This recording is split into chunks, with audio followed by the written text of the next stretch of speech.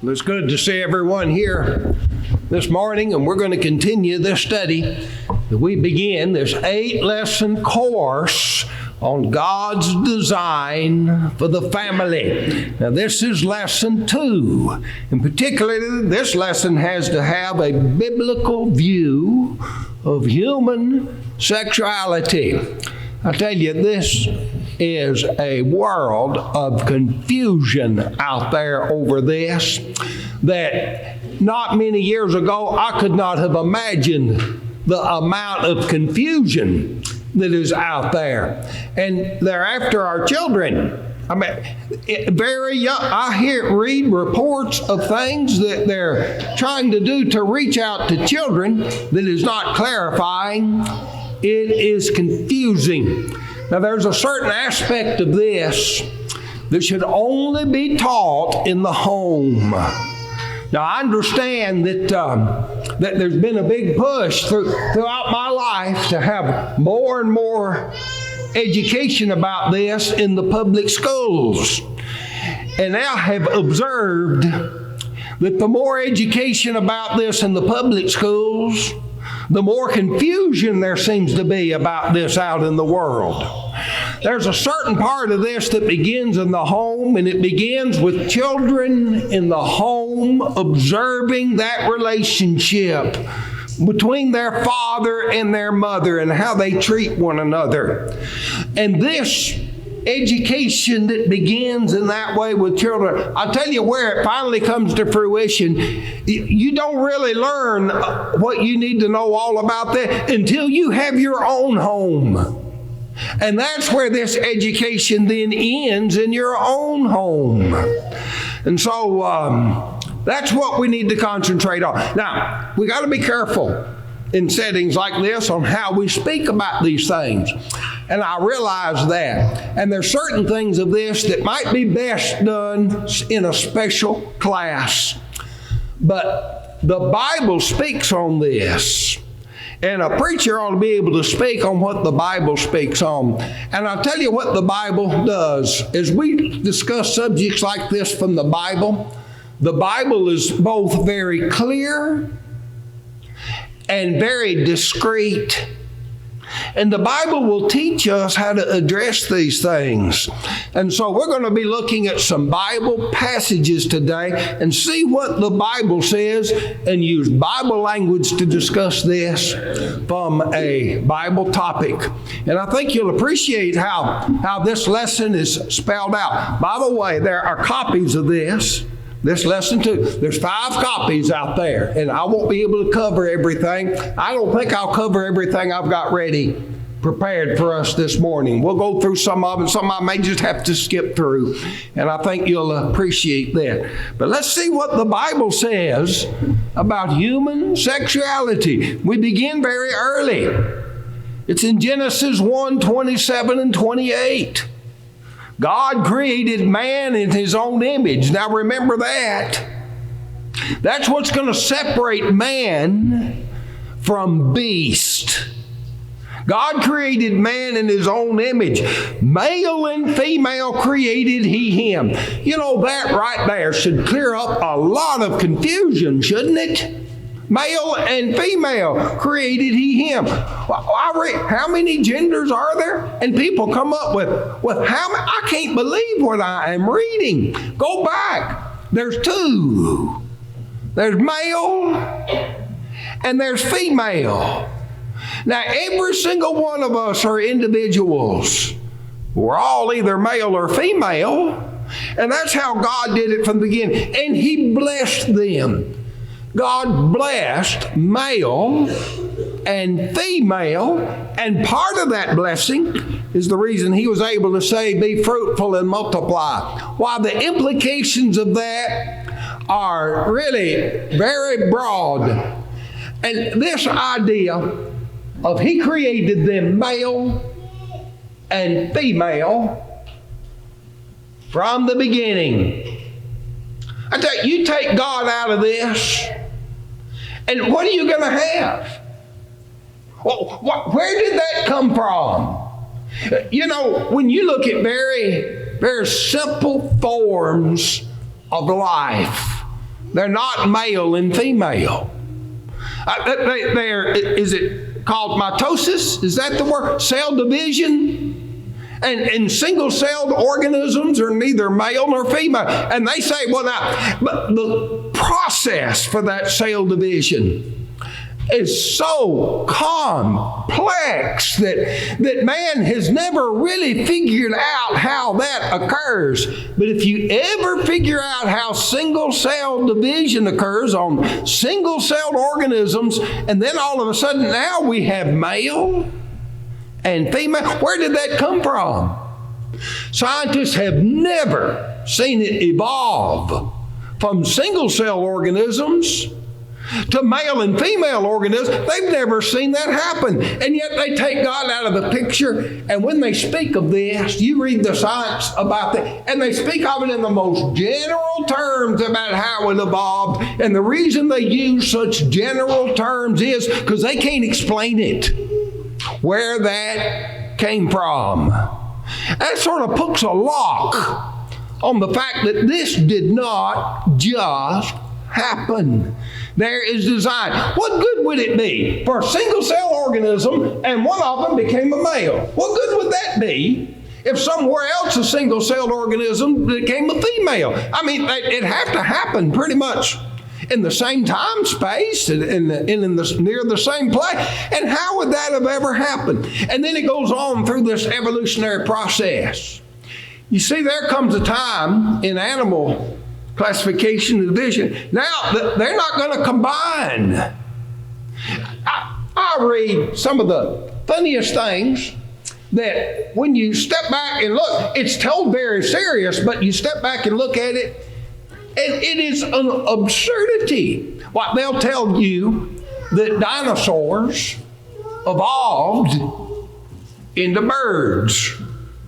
Now, they never saw a dinosaur turn into a bird, but that's what they'll tell you, that dinosaurs evolved into birds.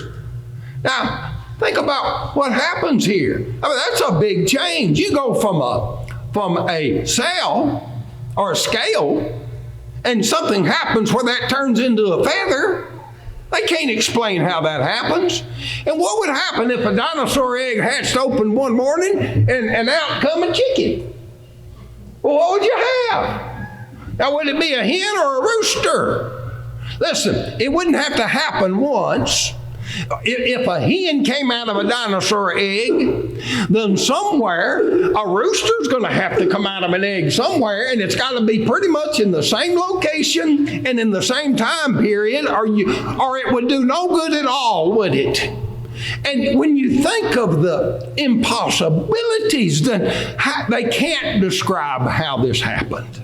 They cannot explain it. Now, they have all this scientific language that they use, and sometimes that intimidates people to where they think, well, let's assign it the most difficult vocabulary and words we can come up with, and we'll communicate with each other in these terms, and people will think we know what we're talking about, but they don't. No one has ever described how a scale could turn into a feather, and why that would even happen, and then how that you could have a hen come from a dinosaur egg, and then get a rooster come out of another one. When you start thinking about this, when you take God out of this world, it is impossible to explain.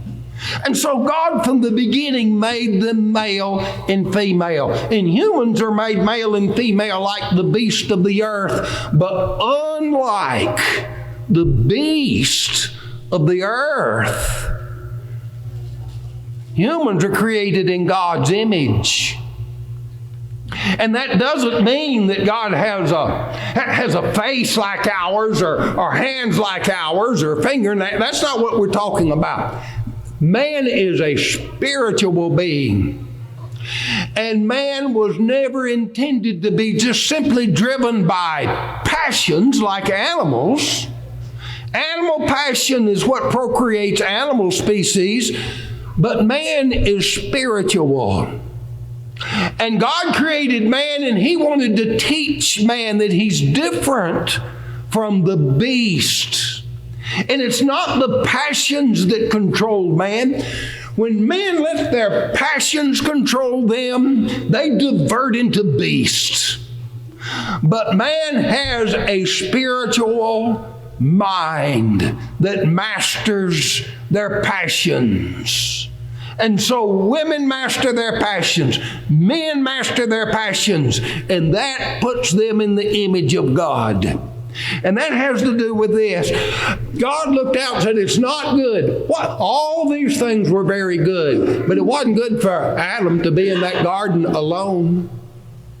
And he didn't just make a woman for him first. I'm going to teach Adam, he is not like these beasts.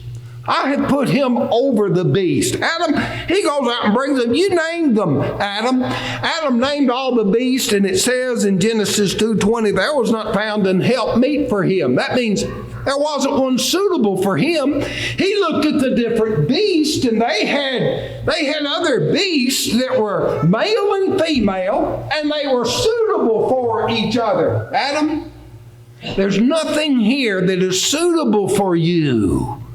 Now, God didn't have to teach elephants that. He didn't have to go teach the buffalo that. They're not made in the image of God. But man is. And Adam, I want you to understand this. You can think this one through. You're not like these beasts. And there needs to be a help suitable for you.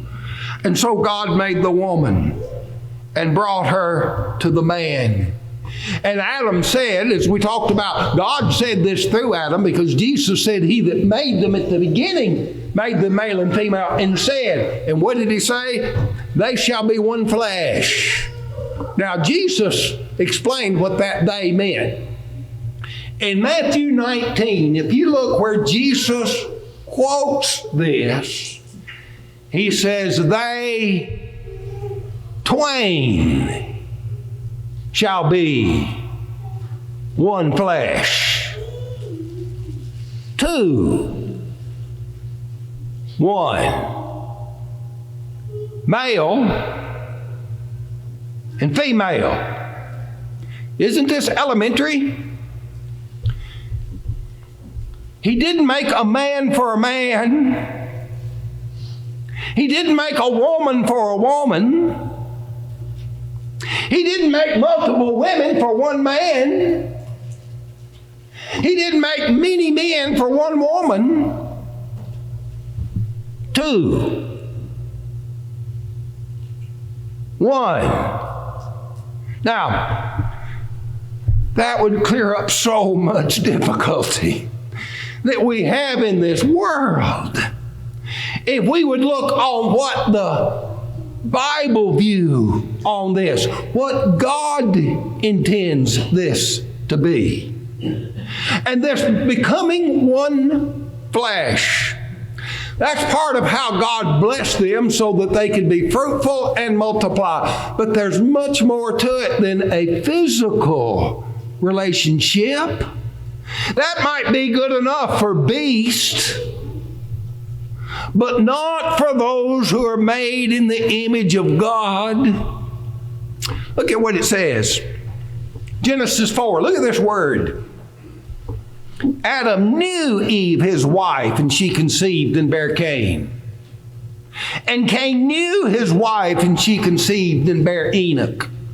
And Adam knew his wife again, and she bare a son and called his name Seth. What does it mean? She knew them. Of course, we know that what that's describing. But isn't it an interesting word to use to describe that? It carries this beyond a physical relationship to a mental, emotional, spiritual relationship. You're not just beasts. You know one another. You learn from each other.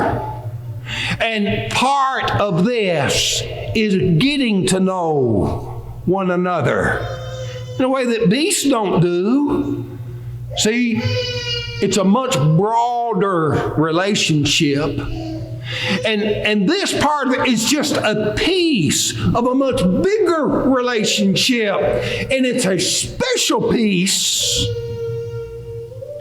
that is for the married, for the two that become one. And so it's a way of getting to know one another. You don't know one. People say, well, y'all know each other before you get married, but you don't. In fact, you can be married about 40 years and you're still kind of trying to learn each other because things keep moving on you. And so you got to keep learning how to learn each other and know each other. But there's part of each other that you should never know until you're married. And that's where it becomes a blessing. I think of this when I read in 1 Peter 3 and verse 7, husbands, dwell with them according to knowledge. See?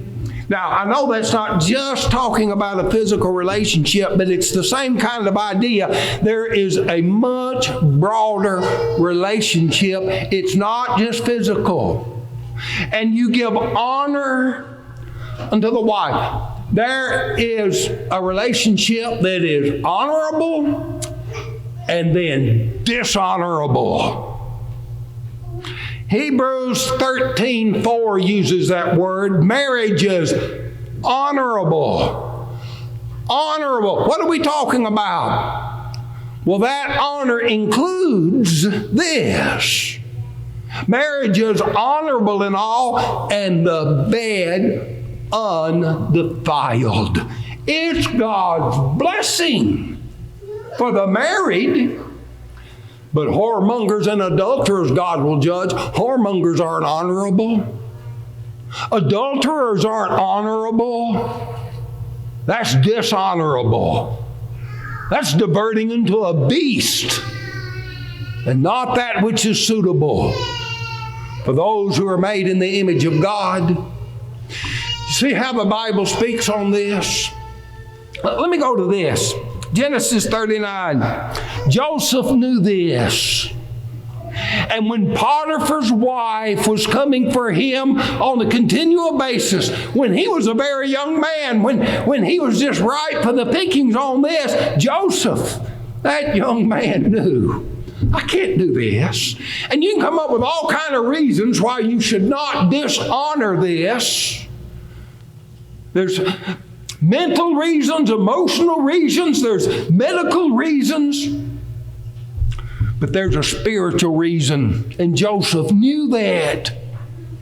How can I do this thing and sin against God? Now that's what we need to teach our young people. God's involved in this. You want to teach young men and women how to behave themselves? Teach them about God. And whoremongers and adulterers God will judge. You can't do this and sin against God. And that's what we do because we're made in the image of God. And so we master ourselves. Proverbs chapter 5. I want to read Proverbs 5. Sometime you're going to get to a point, daddies, we got to have that talk. And how do you do this? How do you going to have that talk with your children? Mothers, how do you going to talk to your daughters? Fathers, how do you going to talk to your sons? Or maybe fathers talk to daughters or mothers talk to sons. How do you do it? Well, now here's a good way to do it. Sit down and have a Bible study together and read and explain Proverbs chapter 5. I'm not going to explain it, but let me read it to you. There's a part of this I'll explain, but I want to read Proverbs 5. My son, attain unto my wisdom, and bow thine ear to my understanding, that thou mayest regard discretion, that thy lips may keep knowledge. For the lips of a strange woman drop as a honeycomb. Her mouth is smoother than oil, but her end is bitter as wormwood, sharp as a two-edged sword. Her feet go down to death. Her steps take hold on hell, lest thou shouldest ponder the path of her life. Her ways are movable, that thou canst not know them. Hear me now, therefore, O ye children. Depart not from the words of my mouth. Remove thy way far from her. Come not nigh to the door of her house. lest thou give thine honor, see the honor? Lest thou give thy honor unto others, and thy years unto the cruel. Lest strangers be filled with thy wealth, and thy labors be in the house of a stranger.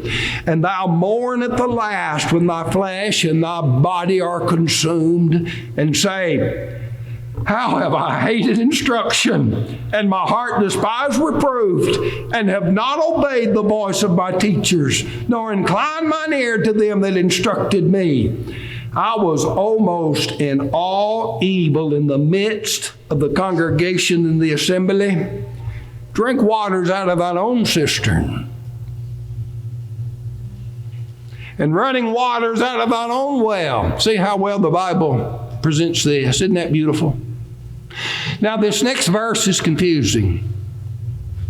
Let thy fountains be dispersed abroad, and the rivers of water in the streets. What's that talking about? Well, that's the way it is in the King James Version. And the comments on that is, well, this is talking about your children that come forth out of this. Let them go all over the earth. Well, maybe. If you look at the more recent translations, I think the English Standard Version does this. It's more like a question, a rhetorical question. And so read it this way. And this makes more sense as I read this in its context. Drink waters out of thine own cistern, running waters out of thine own well. Should thy fountains be dispersed abroad, and rivers of water in the streets? See how it's a rhetorical question? Look what follows.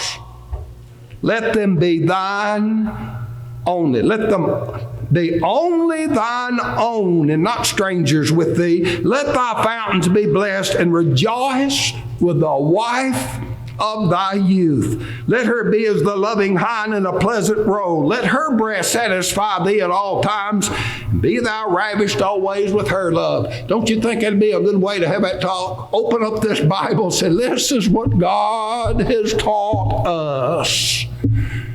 And then explain this as we go through.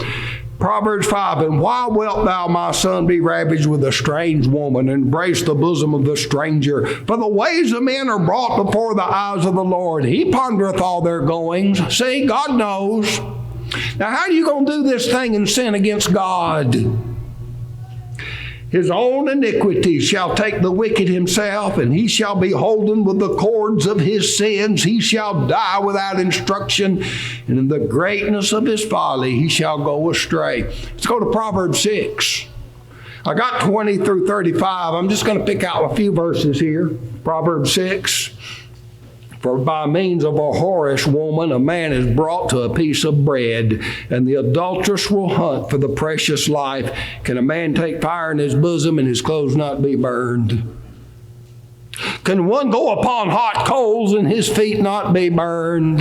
You're not going to be an exception, young man, young lady. You'll be burned if you don't do it God's way. So he that goeth to his neighbor's wife, whoever toucheth her shall not be innocent, but whoso committeth adultery with a woman lacketh understanding and destroyeth his own soul. A wound, and here's the word, dishonor. A wound and dishonor shall he get, and his reproach shall not be wiped away. Proverbs 7, 1 through 27. Read that. I'll just pick out a few. Verse 22, he goeth after her straightway as an ox goeth to the slaughter, or as a fool to the correction of the stocks, till a dart strike through his liver, as a bird hasteneth to the snare, and he knoweth not that it is for his life. Now you put that in the context, and you'll see where he's talking about here. And then in verse 26 and 27, for she hath cast down many wounded, yea, many strong men have been slain by her. Her house is the way of hell, going down to the chambers of death. Strong men. There have been many strong men that have let their passions overcome them and have ruined themselves with dishonor. Samson, David, Solomon, and the list goes on and on and on and on. We're made in the image of God. It's a matter of honor. And God has shown us how this can be a blessing. But take it out of God's plan and you'll turn His great blessing into a great curse. Song of Solomon. Now, that's a difficult book to study. It's full of imagery. It's beautiful imagery, but it's not always entirely evident right at the first. But it'd be good to acquaint yourself with this book and learn to appreciate what God has done. Let me start with that verse, second verse. Let him kiss me with the kisses of his mouth. Thy love is better than wine. Now, people read that and think, boy, this is better than getting drunk. Really? Is that what that is? This is better than getting intoxicated? You know, Proverbs 21 says wine's a mocker and strong drink is raging, and whoso's deceived thereby is not wise. So this is better than that. That's not all that great, is it? If it's just better than that. Look what he says in Proverbs 23, 29 through 35. Who hath woe?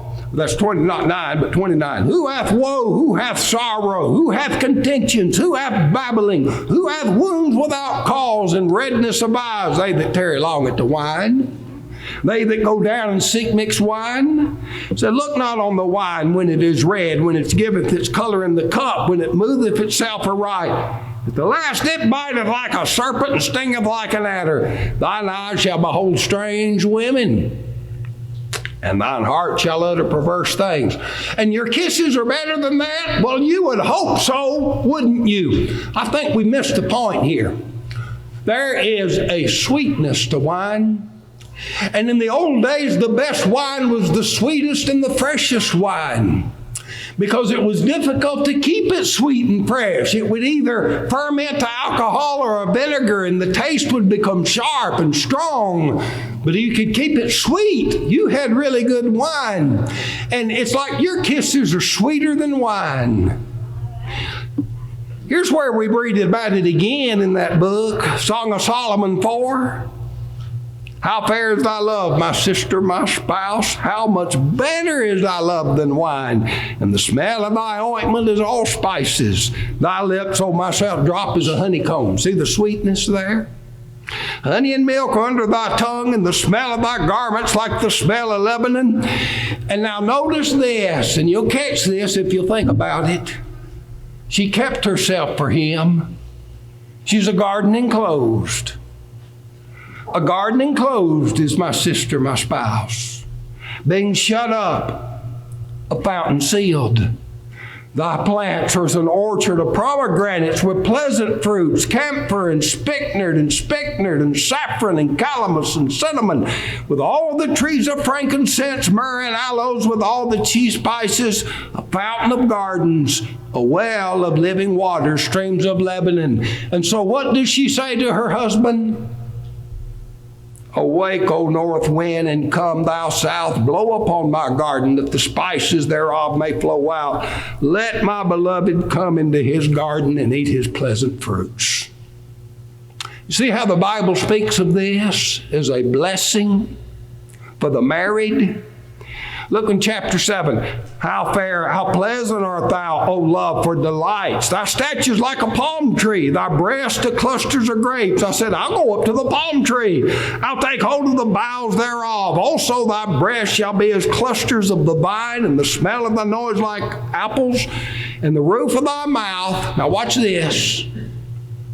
Like the best wine for my beloved, that goeth down sweetly. Not intoxicating. This is something sweet, causing the lips of those that are asleep to speak. I'm my beloved, and his desires toward me. Well, I'm running out of time, and I'd read this. Let's go to the New Testament and see what he says. Here's Paul in 1 Corinthians 6. The body's not for fornication, but for the Lord, and the Lord for the body. God hath both raised up the Lord, and will also raise us up by his power. Know ye not that your bodies are the members of Christ? How then shall I take the members of Christ and make them the members of an harlot? God forbid. How can I do this thing and sin against God? What? Know ye not that which is joined to an harlot is one body? For two, saith he, shall be one flesh, but he that is joined to the Lord is one spirit. See the image of God here? The spiritual side of this? Flee fornication. Every sin a man doeth without the body, but he that committeth fornication sinneth against his own body. You see, a shame and dishonor shall he get. What? Know ye not that your body is the temple of the Holy Ghost, which is in you, which ye have of God? You're not your own, for you're bought with a price. Therefore glorify God in your body and in your spirit, which are God's. Next verse. Next verse. It's in the next chapter. Paul has asked some questions concerning the things whereof you wrote unto me. And so they must have wrote to him. Think of the confusion that would have existed in Corinth. Paul, we got some questions about this. Is it good for a man not to touch a woman? You know what he's talking about, don't you? And Paul said, well, that'd be all right. You don't have to touch a woman. That's good. That's good. You want to abstain? It's good for a man not to touch a woman. He's saying it's good for a man to abstain. But to avoid fornication, let every man have his own wife, and let every woman have her own husband. Let the husband, look at the beauty, know her. Let the husband render unto his wife due benevolence. Think of those terms.